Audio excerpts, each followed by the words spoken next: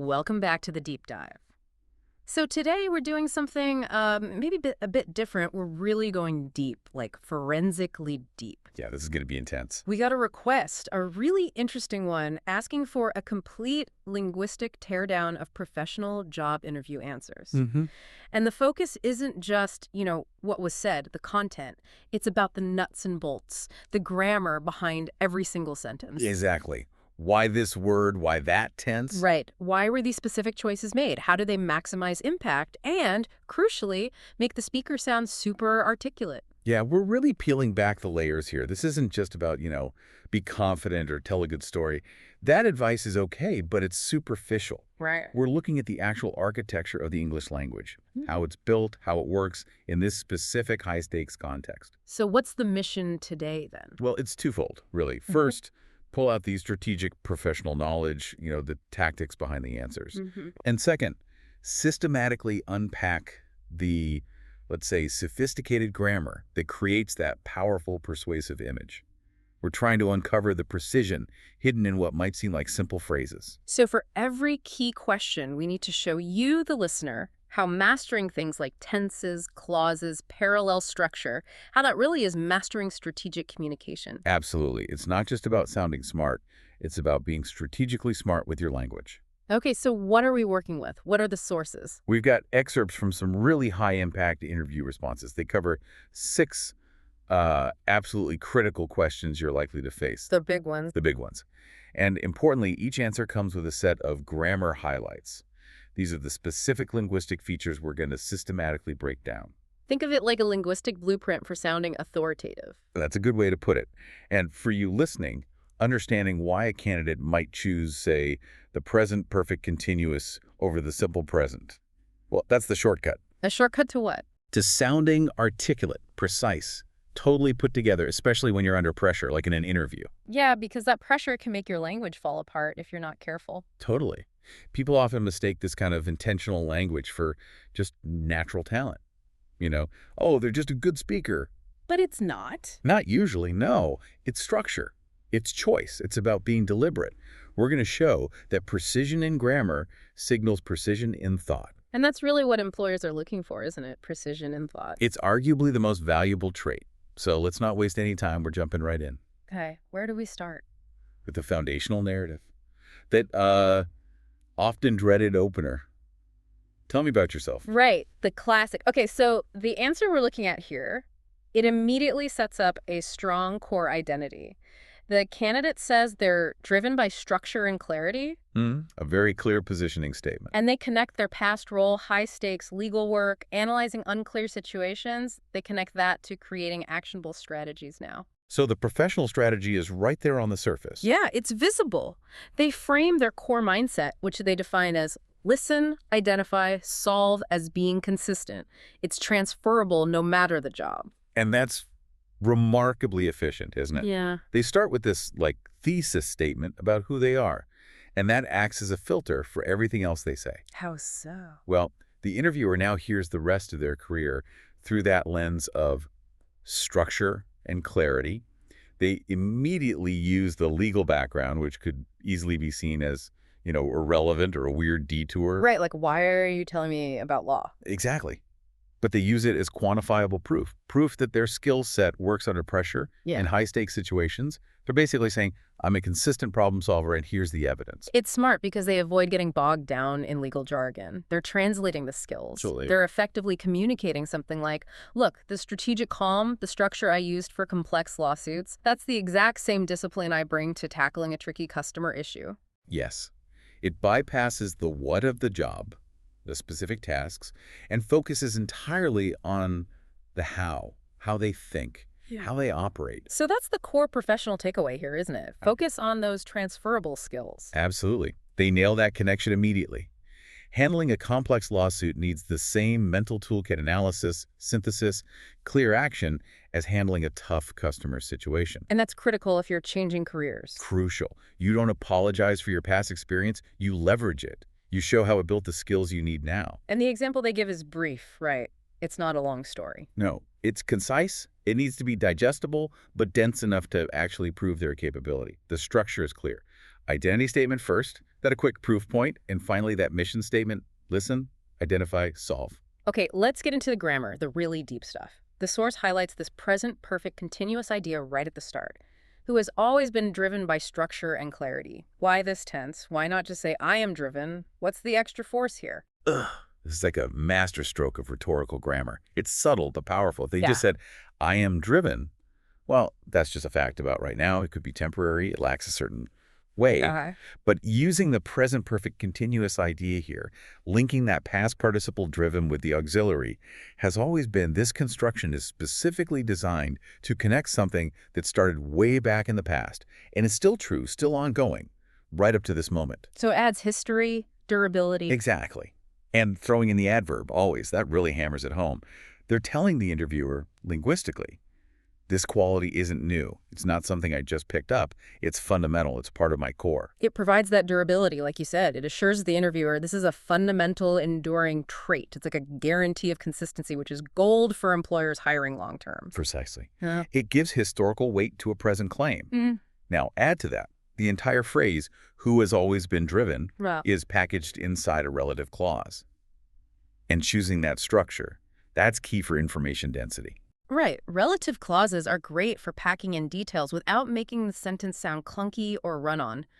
What would it sound like without it? Can you imagine? Oh, it'd be choppy. Probably sound a bit amateurish, honestly. Like, Yeah. I am a professional. I have always been driven by structure and clarity. I apply this to my work. See? 3 simple, separate sentences. Yeah, very basic, like bullet points. Exactly. Mhm. But using the relative pronoun who lets them smoothly embed that crucial description, that definition of themselves, right into the main statement. It adds linguistic complexity, maturity. It reflects a mind that can synthesize information concisely. It avoids that sort of elementary school cadence of subject-verb, subject-verb. It makes the whole thing feel polished and really informative from the first breath. Sophistication without being confusing. Hmm. That's the sweet spot in interviews. Okay, moving on. Describing the role. In my previous legal role, I was responsible for analyzing unclear situations. The source flags the use of the passive voice here. Now, that goes against almost all standard writing advice, right? We're always told. Active voice shows agency. Be active. That's a brilliant point, and it really highlights a key difference between, say, storytelling and formal professional description. In professional contexts, especially things like resumes or interviews, the passive construction is often strategically better. Why? It's all about focus. The active voice, I analyzed 50 cases, puts the spotlight squarely on the doer, on the I. Okay. The passive voice, however, emphasizes the object of the action or the responsibility itself. Think the cases were analyzed, or like here, I was responsible for analyzing. The focus shifts. So by saying I was responsible for, they're subtly emphasizing the formal duties, the kind of institutional accountability that came with the role, not just here's what I did. Precisely. It gives weight to the formal role they held. It signals this was the level of position, the kind of institution trust I had. It's a sort of accepted formal shorthand in business communication. It conveys gravitas. It respects the structure of the previous organization. Whereas if they used active voice too much, it might sound a bit like bragging about individual tasks. It could, yeah. The passive construction frames their competence within a larger, often high-level function. It's about the whole scope. That distinction, framing it as this is the caliber of role I held versus just this is what I did, that's subtle. But wow, that's a huge strategic difference. It elevates the conversation from just lifting tasks to discussing institutional experience. Yeah. Very valuable. Okay, finally for this section, their operational philosophy. Listen carefully, identify the root issue, and create a clear solution. The source points out this is a perfect example of parallel structure. Wow, textbook. And incredibly effective. The moment you hear that 3-part rhythm, listen, identify, create, your brain just latches onto it. It feels persuasive. It really does. Yeah. The power of parallelism, linguistically, comes down to predictability and rhythm. You're using the exact same grammatical form here. It's the simple infinitive. Yeah. To listen, to identify, to create, Yeah. even without the two. Right. So first, the clarity is absolute. The list is super easy to digest because your brain anticipates the pattern after the first item. Second, and maybe more importantly for the interviewer, it creates rhythm and authority. It sounds like a defined systematic protocol, not just random actions. It's like a linguistic reflection of their whole driven by structure claim. Exactly. By using that parallel infinitive form, it creates this sort of organizational checklist effect. It signals that they approach problem solving with rigor, with discipline, with a repeatable process. In just 3 short verbs, they've powerfully reinforced their opening statement. So they turned a sort of vague commitment, I like structure, into what sounds like a documented, reliable process. That's the power of parallelism. Wow. Okay, so section 1 was a masterclass in building that foundation. Sophisticated tenses for consistency, relative clauses for density, passive voice for role authority, and parallelism to prove a disciplined process. That's how you write a professional thesis statement for your career, right there. Couldn't have said it better myself. All right, question 2. This tackles a big one. A major career pivot. Why did you leave law to work in a call center? I mean, that's a huge jump on paper. It is. And you absolutely have to explain it without sounding flaky or, unable to commit. So what's the strategy here? It's all about the reframe. You can't just say, oh, I got bored of law. That's death. Right. You have to soften the shift. Frame it as a conscious redirection based on discovering a deeper passion. In this case, solving human challenges, not just legal puzzles. So positioning the past career, the law part, as necessary training for this new passion. Exactly. You use the prestige or the skills from the old career to legitimize the new one. That pivot is so crucial. It turns what could be a defensive answer, why did you leave, into an offensive argument about gaining deeper self-knowledge. Precisely. Now let's get into the linguistic machinery that makes this reframing convincing. So the strategic move has to be backed up by the language, right? It's not enough to just say it. Absolutely. If they just said, well, I decided I like communication better, it sounds like a whim, impulsive. Yeah, flimsy. But by arguing that the discipline and strategic thinking learned in law actually made them realize their true passion was in communication and real-time strategy. Now they're using the high status of law to validate the move to the call center. So it flips a potential weakness, maybe looking directionless, into proof of strategic capability and maturity. I learned something profound about myself because of my legal training. That's the narrative. But how does the grammar actually convince the interviewer that the past job was necessary for this realization? That's where it gets interesting. Okay, it starts right at the beginning of the answer with maybe the most grammatically sophisticated move they make. If I hadn't spent several years in law, I might never have discovered. This is textbook conditional type 3. Conditional type 3. That's the one for talking about hypothetical situations in the past, right? Things that didn't happen and their results. Exactly. The structure itself screams reflection.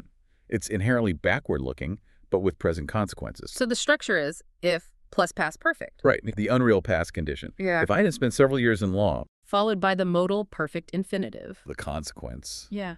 I might never have discovered. This structure is specifically for discussing an outcome that didn't happen because the condition wasn't met, or in this case, the condition was met, leading to the discovery.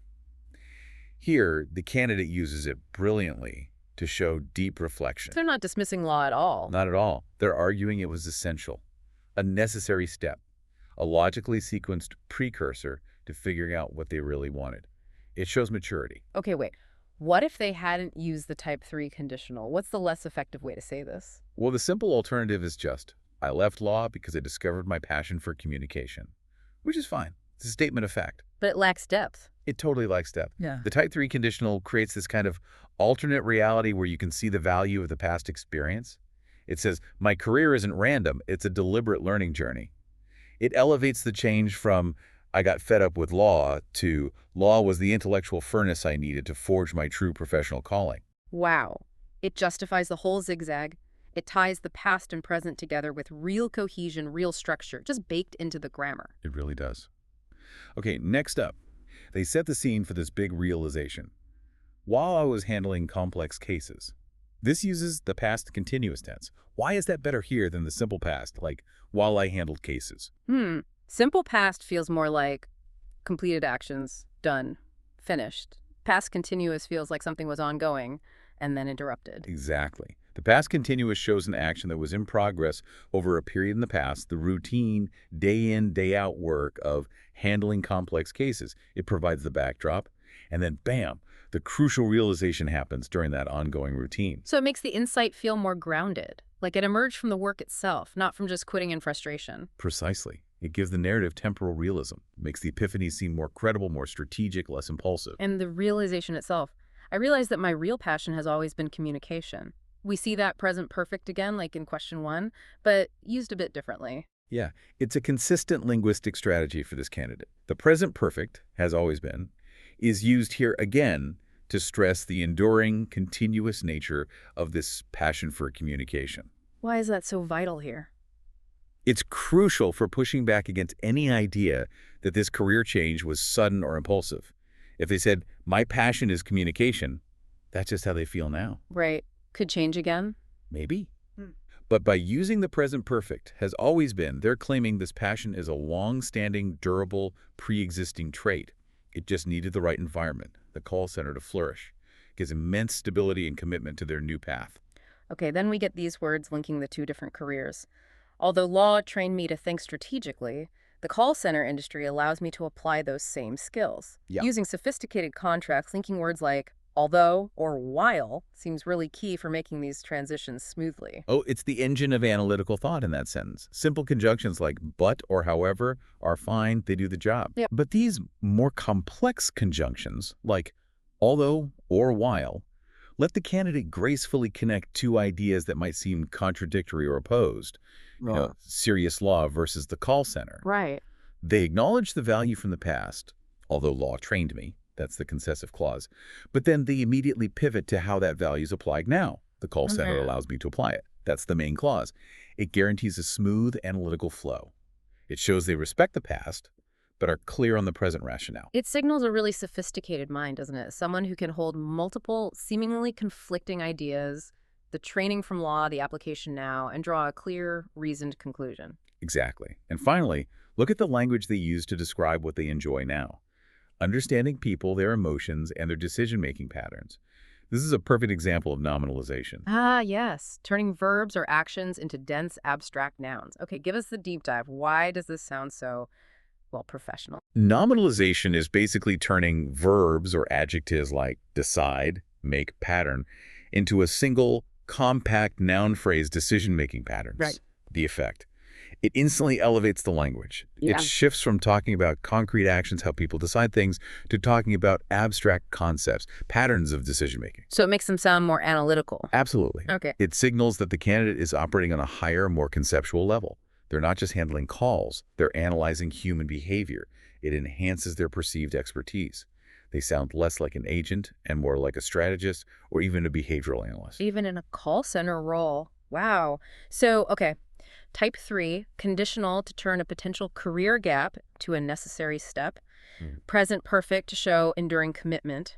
And nominalization to sound like an expert psychologist. Yeah. That is some seriously strategic grammar to make a potentially weak pivot sound powerful and coherent. That's exactly how you do it. All right, next up.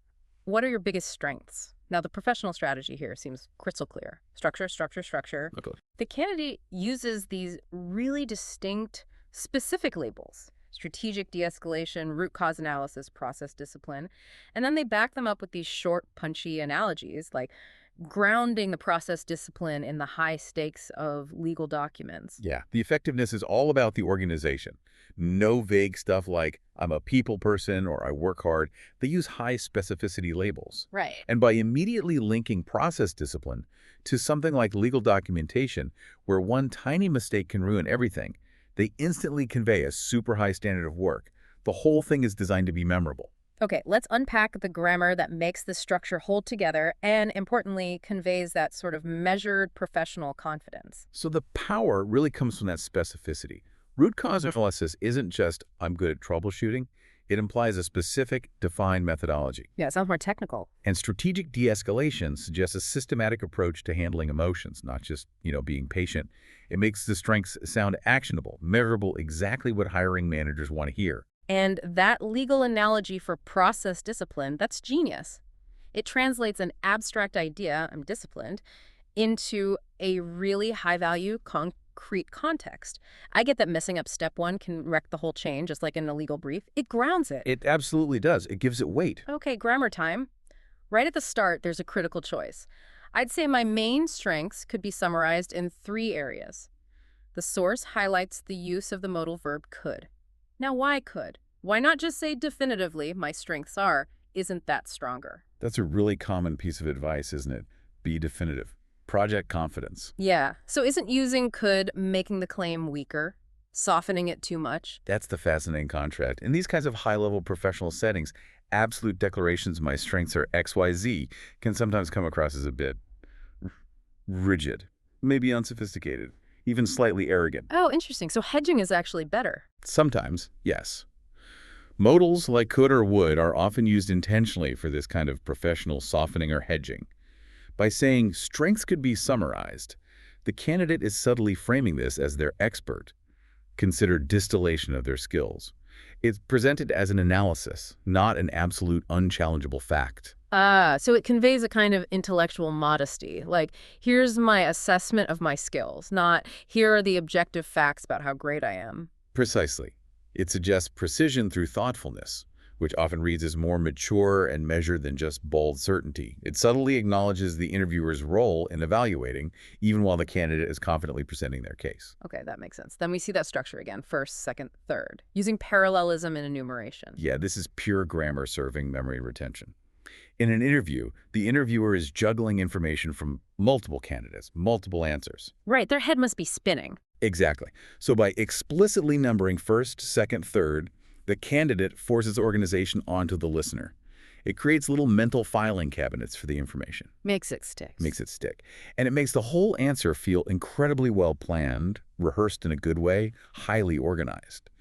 Which again is a powerful linguistic signal that this candidate is systematic, reinforcing their core claim of being driven by structure. Okay, the third point about process discipline has a dense bit. I know that skipping a single step might cause a chain of issues. The source highlights the complex condition using a gerund phrase, and the modal might. Let's break that down. Right, this is advanced sentence building. First, you have the gerund phrase, skipping a single step. That whole phrase acts like the subject of the sentence, but it's really setting up the condition. So using the ing form turns the action of skipping into a concept. Exactly. It lets them talk about the concept of the error itself, making it more abstract and analytical. Yeah. Then you get the modal verb might cause a chain of issues. So they're not saying skipping a step will cause issues, they're saying it might. Why is that distinction important? It expresses possibility and caution, not absolute certainty. It conveys a mature understanding of systemic risk. They're not just blindly following rules, they understand why the rules are there, because failure is a possibility if you deviate. So it signals they understand the potential vulnerabilities the process is designed to prevent. Yes, that combination, the gerund phrase setting up the condition and the modal, might expressing potential consequence, conveys high responsibility and a kind of systemic maturity. They think about downstream effects. Got it. Okay, one more from this section. The first strength, strategic de-escalation, is immediately followed by, which helps me separate emotion from logic. Another relative clause, like we saw in section 1. Why is it vital here? This relative clause is doing crucial work. It immediately explains the benefit or the impact of the skill. They don't just state the strength, strategic de-escalation. They instantly pivot to what it achieves, separating emotion from logic. Moving from description to impact. Exactly. When interviewers hear about strengths, they're thinking, okay, nice label, but so what? What does that do for me? This relative clause answers the so what immediately and concisely. It's an efficient way to demonstrate value, not just list a feature. So putting it all together for section 3, using softening modals like could for thoughtful precision, enumeration, and parallelism for clarity and organization, a complex condition with might to show risk awareness, and relative clauses to highlight impact. Every choice builds this picture of a measured, systematic, impact-focused professional. The grammar is doing heavy lifting to confirm the candidate's core identity and claims. It's all interconnected. Okay, on to the dreaded weakness question. What's your biggest weakness? The professional technique highlighted here is the weakness improvement arc. Crucial a technique. You frame the weakness firmly in the past, show you're self-aware, and then immediately pivot to the concrete steps you took to fix it. And the candidate here picks a classic good weakness over analysis, perfectionism getting in the way of timeliness. But the real genius is in how they frame the correction. How so? They realize the practicality of speed over absolute flawlessness. They train themselves to act decisively with, say, 80% of the information. They turn the flaw into a source of strategic insight and quantifiable improvement. Okay, so we need to dig into the grammar, especially the time-related grammar that makes this weakness sound definitely historical, not like a current problem. Yeah, the absolute number one goal here strategically is to reassure the interviewer that this weakness isn't going to bite them if they hire you. Right. Can't be an active threat. No way. You have to establish A, it's in the past, and B, you have a concrete, replicable solution or system in place now.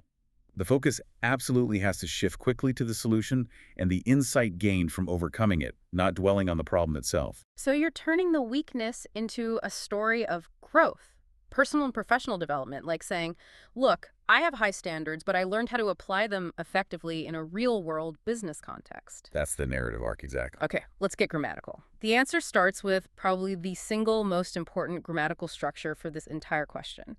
I'd say my biggest weakness used to be overanalysis. That phrase, used to plus base verb. Why is that the linchpin? Oh, it's absolutely fundamental. That structure carries almost the entire rhetorical weight of making the weakness historical. Because used to specifically explicitly signals a past habit or a past state that is emphatically no longer true. It has that built-in meaning of not anymore. Exactly. If they just said, my biggest weakness was overanalysis, using the simple past, well, it leaves a little crack of doubt, doesn't it? Yeah, you might wonder, okay, it was, but is it still? Maybe sometimes. Precisely. The simple past describes a completed past state, but doesn't explicitly contrast it with the present. But the fixed grammatical meaning of used to be slams that door shut. It confirms with linguistic certainty. This issue is historical, it's resolved, it's overcome. Wow. So it transforms the flaw into just the backstory for a current improved strength, all in 3 words. It preempts the interviewer's natural follow-up. So, is that still an issue? The grammar answers before the question is even formed. Rhetorical bullseye. Okay, nailed it. Next, we get the core of their reasoning, their breakthrough insight, and it's a really complex comparative structure. I realize it's more practical to make a well-informed decision quickly than a flawless decision too late. Yeah, this is doing some serious heavy lifting, grammatically and conceptually. It's not just comparing simple things, like faster is better than slower. It's comparing these two complex abstract ideas. Practicality versus flawlessness, each tied to a timing element. Exactly. Look at the structure. They're comparing one complex concept, a well-informed decision quickly, against another, equally complex and nuanced concept, a flawless decision too late. They're using that comparative frame more practical to do X than to do Y to linguistically weigh two competing business priorities. Speed versus precision. Right. And crucially, they show they derived a new optimized rule, like the 80% rule, from that complex analysis. If they just said something simple like, I realize being fast is better than being perfect, it would sound kind of shallow. Glib. Totally. It would lose all the impact. The complexity of the grammatical structure itself mirrors and proves the depth of their critical thinking. It shows they understand the trade-offs involved at a sophisticated level. The structure is the analysis in a way. That's powerful. Okay, then we see the present perfect again. I've improved significantly. Why keep coming back to this tense? It's all about reinforcing that narrative of progress leading up to now. It connects the past actions, the realization, the training, directly to the current moment. Provides assurance. Exactly. If they use the simple past, I improve significantly. Again, it might feel a bit detached, like something that happened back then. The present perfect, I have improved, locks it into the present reality. It assures the interviewer the change is established, it's durable, it's true today. And we absolutely have to mention the pivot word. However, simple word, big impact. Yeah, strong contrast, linking words like however are deliberate signals. They act like signposts for the listener. Marking the turn. Marking the turn. Clearly, professionally pivoting from the problem statement, the past weakness, to the solution or the insight, the current strength or strategy. It shows the candidate can structure an argument effectively, guiding the listener from the negative to the positive without faltering. Okay, and finally, the reason for the past weakness is explained neatly using a participle clause. I had a habit of seeking the perfect answer instead of a timely one. What's the advantage of that structure? The participle clause, seeking the perfect answer, it modifies habit very concisely and elegantly. The main benefit is linguistic economy. It lets them add that crucial explanatory detail, the cause or the nature of the habit, without needing a whole new sentence or a clunky dependent clause like, because I was seeking. It keeps the sentence smooth, polished, efficient. Hallmarks of strong communication. Got it. So, recap for weakness. Used to lock the problem in the past. Employ a complex comparative to demonstrate sophisticated analysis of the solution. Use the present perfect to guarantee current improvement. And use participle clauses for concise explanation. That transforms a weakness question into a compelling story of intellectual growth and adaptation. Perfectly summarized. That's the linguistic playbook for it. All right, moving into behavioral territory. Yeah. Conflict management. How do you handle an angry customer using bad language? This requires showing a clear process, right? Not just saying, I stay calm. Absolutely. The strategic response has to demonstrate a methodical, almost documented approach. The candidate here actually names their method the absorption phase and then walks through it step by step. Naming it is smart, makes it sound official. It does. It externalizes the response. It's not just my reaction, it's the process. And the key turning point they describe is using paraphrasing to shift the energy moving from raw emotion back towards the facts. That shows strategic control in a volatile situation. Okay, let's dissect the grammar that maps out the strategic step-by-step process, starting with how they explain that absorption phase. The real strength of this kind of answer is that it sounds teachable, repeatable, reliable. By naming the phase and listing the steps, absorption, paraphrasing, confirming, they may be setting boundaries. The candidate proves they've actually thought about conflict, analyzed it, and built a system. It's way more valuable than just, oh, I'm good under pressure. Miles more valuable. It also subtly communicates a decent understanding of human psychology in stressful moments, recognizing that, yes, sometimes people just need to vent first before they can engage logically. The absorption phase acknowledges that reality. So the candidate explains the why behind the absorption phase using a conditional type 2 structure. If I were to interrupt them too early, the tension would probably increase. Okay, type 2 conditional. That's for hypothetical situations in the present or future, right? The kind of, if this happened, then that would happen. Strategic thinking. Exactly. It's perfect for describing unreal, contrary to fact, or just unlikely scenarios now or in the future, and predicting the outcome. Ideal for strategic role play or explaining a policy. And the phrasing, if I were to, that sounds quite formal, doesn't it? More formal than just, if I interrupted. It does. Yeah. Significantly so. Using were to adds this layer of formality and detachment. It signals they're discussing a standard professional protocol, a reasoned approach, rather than just a personal feeling or impulse in the moment. It distances them from the heat of the moment, frames the strategy as managing consequences. Precisely. They're showing they understand the potential negative outcome. The tension would probably increase, and that the protocol is specifically designed to prevent that outcome. And notice the modal would probably increase. It expresses the predicted professional outcome with a kind of measured certainty. It sounds like it's straight out of a standard operating procedure manual. Yeah, very procedural. And the whole answer is just packed of sequencing words, isn't it? Whenever a customer gets emotional, or once they finish venting, if they confirm understanding, when the bad language continues. Those sequencing words, whenever, if, once, when they are the absolute linguistic backbone of showing process discipline. They map it out. They map it out step by step. Yeah. For the interviewer, these words are crucial cues. They signal that the candidate isn't just reacting randomly, they're following a reliable, repeatable method, where condition A leads logically to action B. It screams structured thinking, linking right back to their claimed strength in process discipline. Okay, let's zoom in on that middle step, the paraphrase. The candidate suggests saying something like, okay, let me make sure I understood correctly. You're upset because the source notes the power of reported speech and potentially passive voice here. Explain that. Right. This is getting into some deep linguistic de-escalation tactics. First off, just the act of paraphrasing forces the customer to shift focus slightly from pure emotion back to the actual facts of the complaint. That itself lowers the temperature. Okay. But the real linguistic trick, often, is how you frame the problem when you report it back. While the example given is direct reported speech, you're upset because, a very powerful technique in conflict resolution is often to use the passive voice within that reported speech to subtly externalize the blame.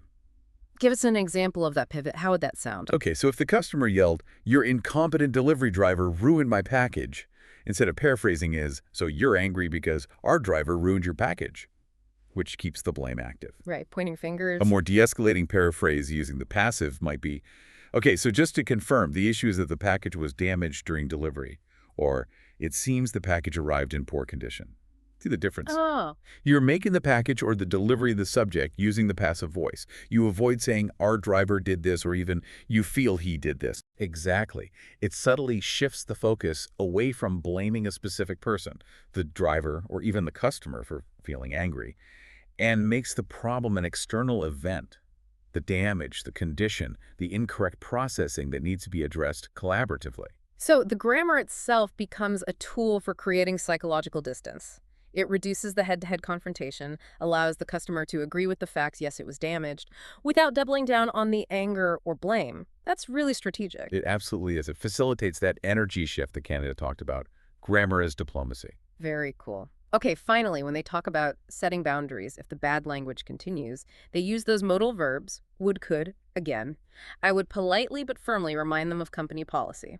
Why would here? Again, notice the choice of would when discussing a potentially disciplinary or firm action. It's crucial because it signals a measured, professional, predicted action based on policy, not an immediate emotional threat. Not, I will remind them. Right. Using the modal with signals, this is the standard, predictable step in my protocol, which gets activated if a specific condition is met, like continued abuse. It conveys control, professionalism.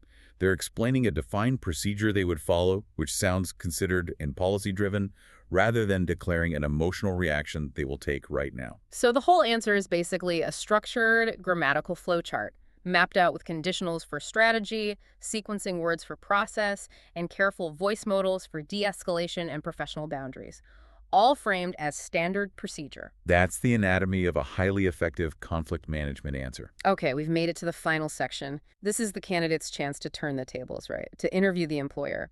The closing move where they shift from just being an interviewee to being a potential strategic partner. Exactly. This is crucial territory. And the candidate here asks these really strategic, growth-focused questions.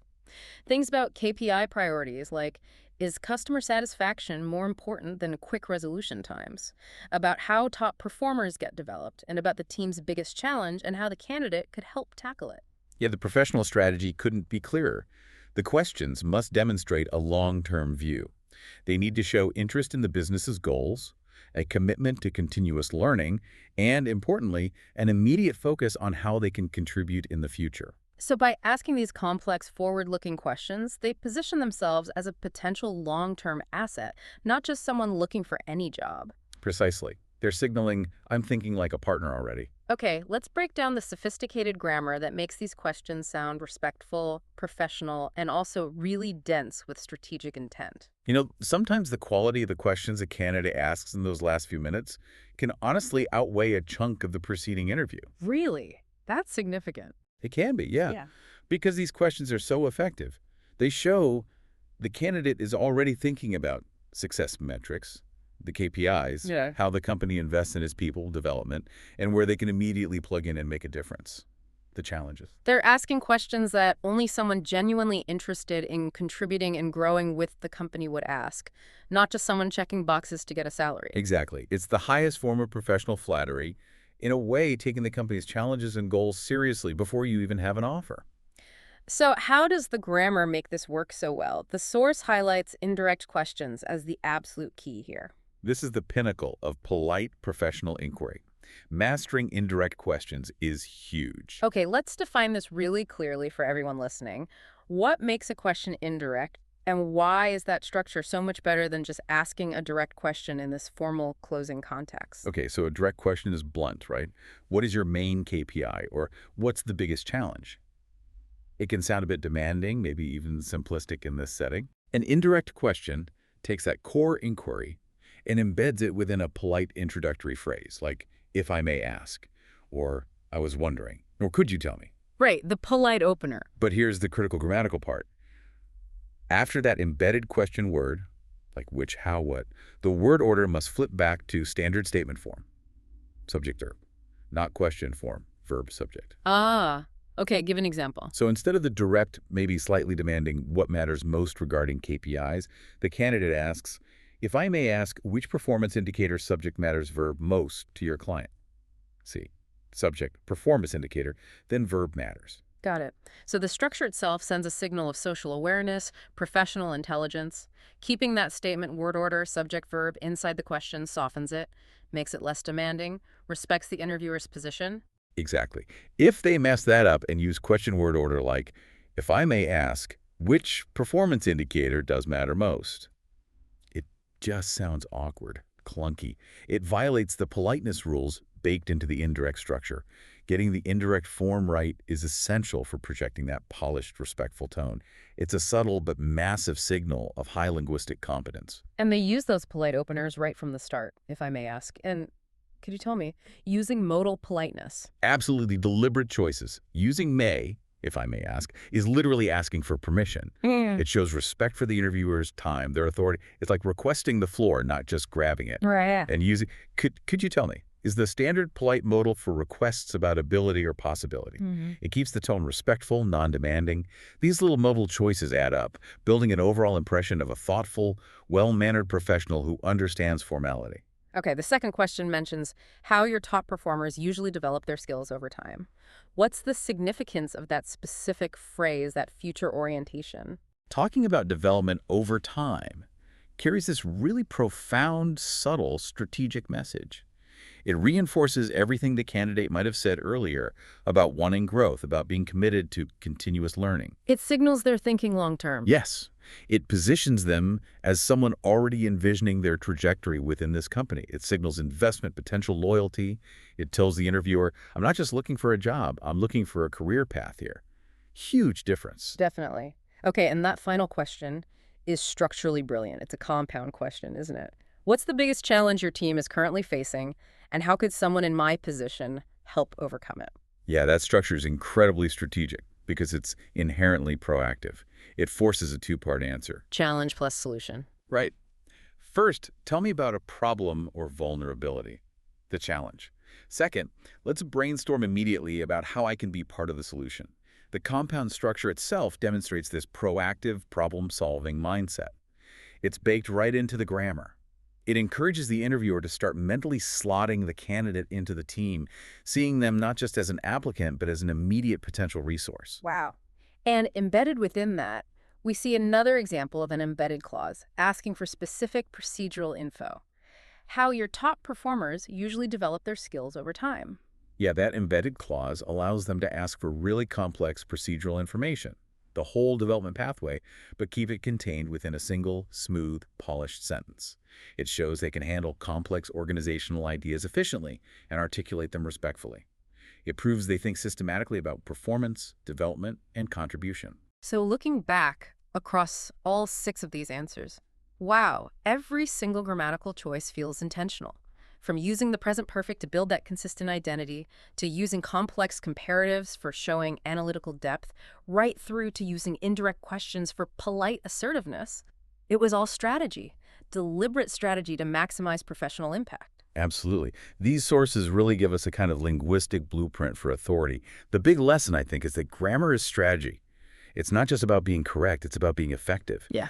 That sophisticated use of specific tenses, especially the present perfect, and its continuous aspect that's used to build a reliable, consistent professional identity, linking past competence to present capability. And those complex structures like the conditionals type 2 and 3, they're essential tools for talking about strategy thoughtfully, showing you understand risk, whether you're reflecting on the past or planning for the future.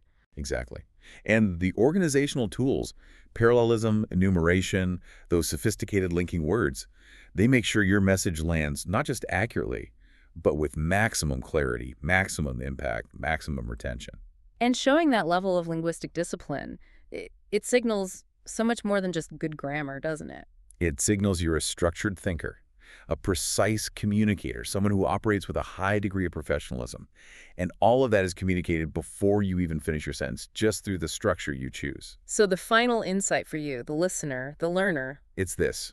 When you speak in these high-stakes professional situations, the people listening aren't just hearing your words, they're decoding your structure. They're analyzing how you build your sentences. are you using simple subject-verb constructions that maybe suggest simple thinking? Or are you building more complex sentences? Using embedded clauses, strategic tenses, careful modal structures that demonstrate depth, planning, and nuance. The difference between saying, I improved my speed, and saying, I've improved significantly by realizing it's more practical to make a well-informed decision quickly than a flawless decision too late. Well, that's the difference between stating a simple action and articulating a strategic philosophy. That really sums it up. The power of grammatical precision in the professional world. Something to really think about the architecture of your own language. Thanks for joining us for this incredibly detailed deep dive. Yeah, this is a good one. Lots to unpack.